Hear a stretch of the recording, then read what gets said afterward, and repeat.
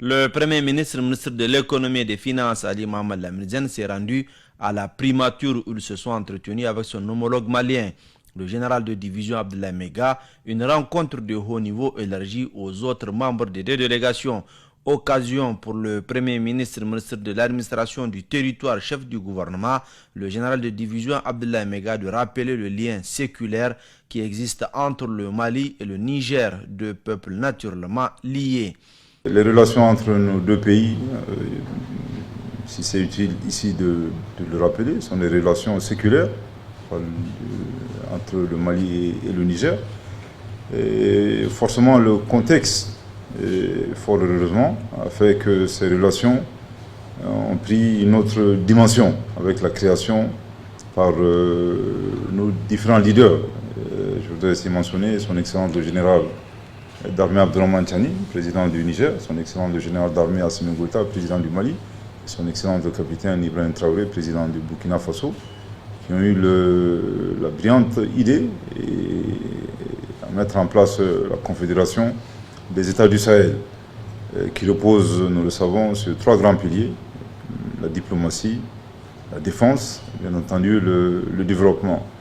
Et depuis la création de cette confédération, il y a un engagement fort des différents ministres de nos trois pays. Aujourd'hui, vous êtes là à Bamako, dans le cadre de la mise en place et de la création d'une banque confédérale qui constitue un tournant majeur pour le pilier développement.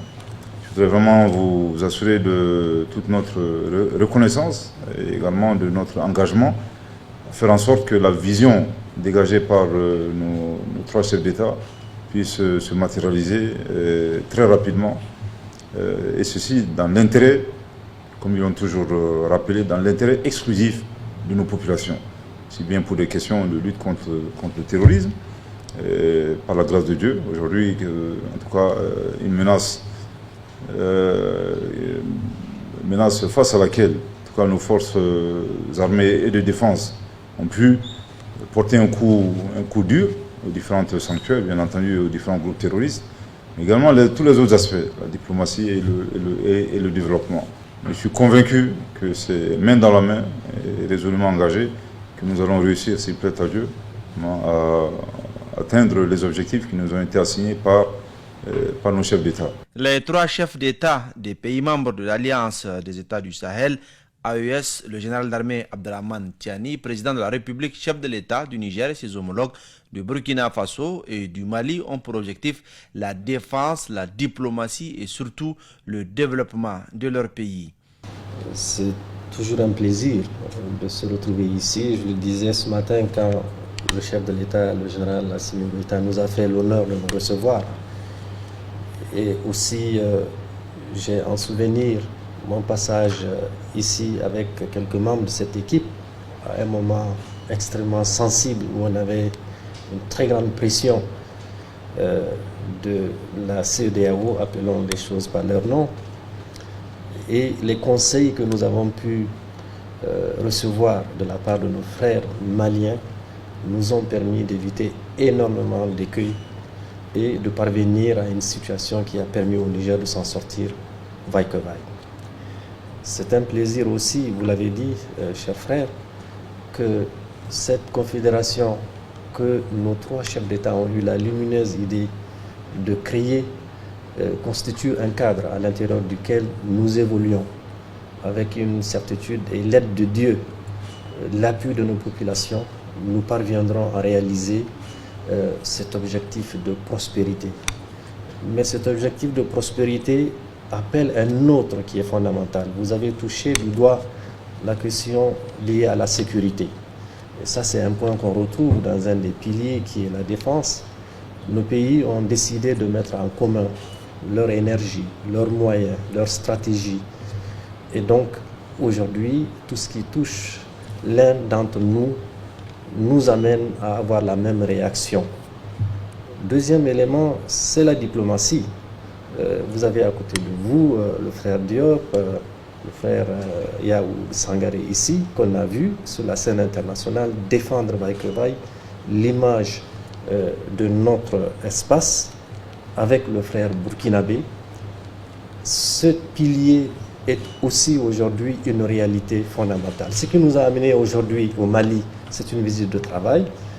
Le général Tchani, le président de la République du Niger, nous a autorisé à en faire le déplacement. C'est de travailler à la mise en œuvre effective du contenu de ce pilier de développement. Et on en a discuté, on était tout à l'heure sur la question cruciale de la création de cette institution, la banque d'investissement.